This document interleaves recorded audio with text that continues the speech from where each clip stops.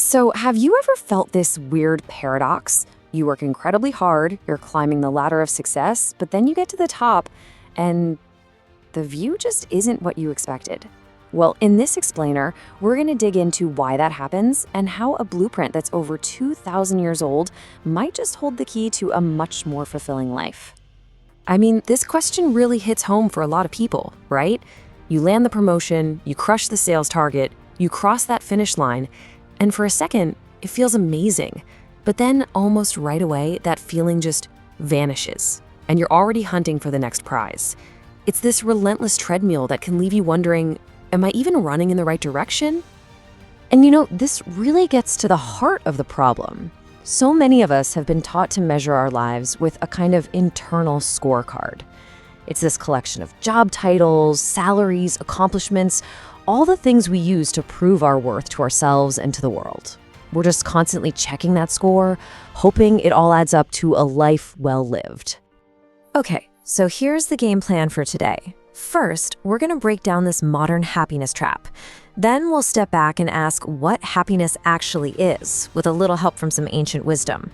From there, we'll look at a practical blueprint for virtue, see how it fits into our lives today, and finally explore a whole new way to light the path forward. All right, let's kick things off with part one, the modern happiness trap. We've really got to take a closer look at this game we're all playing, this constant and frankly often exhausting race for success. The economist Joseph Schumpeter just completely hit the nail on the head with this one. The money, the status, the power, they're not just rewards. For so many of us, they're points on the board. They're a real, tangible index of success that proves we're winning. The biggest problem, though? This is a game that never, ever ends. And, well, this is where our obsession with scorekeeping can get a little dark. According to one study, working all the time isn't always about ambition. Sometimes it's actually a way to self-medicate, a strategy to run away from feelings like anxiety and depression. We just bury ourselves in that scorecard so we don't have to look at what's really going on inside. So if chasing points on a scorecard is a trap, maybe the problem isn't how hard we're working. Maybe the problem is the goal itself. And that forces us to ask a really big question. What is happiness, really? Seriously, what if this whole idea we have of happiness, that it's some destination you arrive at through achievement, is just wrong? The good news is we are not the first people to wrestle with this. The ancient Greek philosophers pretty much dedicated their lives to this exact question, and their answer completely changes the game. Okay, I've got a new word for you, eudaimonia. It's pronounced eudaimonia. Now, Aristotle used this word, but he didn't mean that temporary feeling of pleasure you get from a good meal. He meant something much deeper, human flourishing. And here is the absolute key. It is not something you get. It is something you do. It's the activity of living a good and virtuous life. And when you put these two ideas side by side, the difference is just wow. Our modern idea of happiness, it's all external. It depends on getting things. Aristotle's idea, it's internal. It depends on your actions and your character. One is a destination you're trying to reach. The other is the way you travel. One is measured by a scorecard. The other is measured by the person you're becoming. Now, flourishing through virtuous activities sounds amazing, I get it, but it's also a little vague. Like, how do you actually do that? Well, that brings us to part three, a blueprint for virtue, and this is where it gets really practical.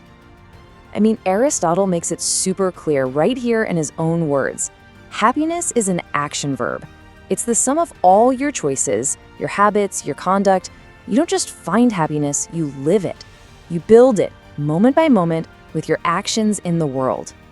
So how do you act virtuously? Well, this is where Aristotle's genius really shines. He said virtue isn't about being perfect. It's about finding what he called a golden mean. He argued that every virtue is just the perfect balance point between two vices, one where you don't do enough and one where you do way too much. And finding that balance isn't something you're born with, it's a skill you have to practice, kind of like learning to play the guitar. Let's just take courage as an example, right? Courage isn't having zero fear. That's actually rashness, which is a vice of excess.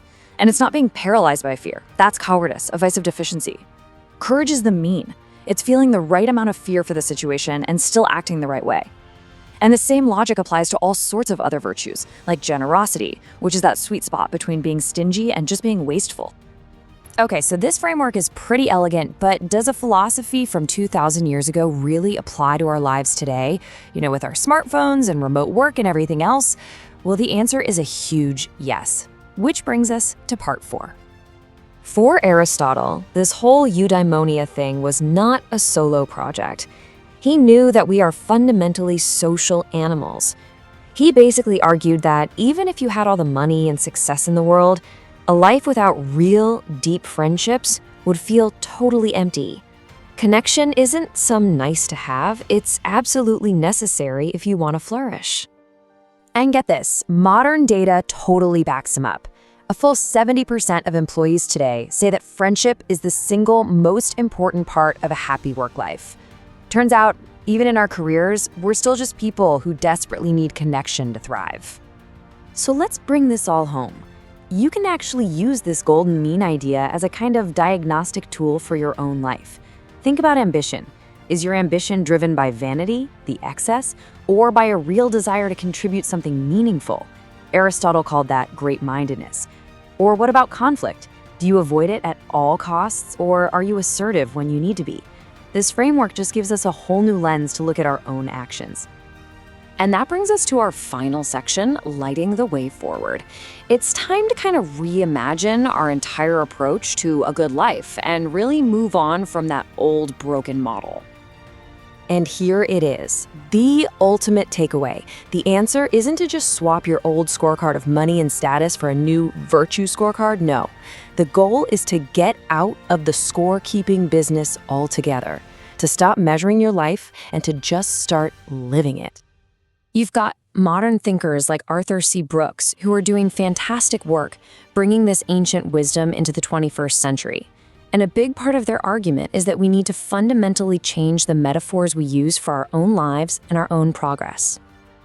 And that shift leads us to a new, and I think much more beautiful, metaphor. Now this one comes from the Buddha, but it perfectly captures the spirit of eudaimonia.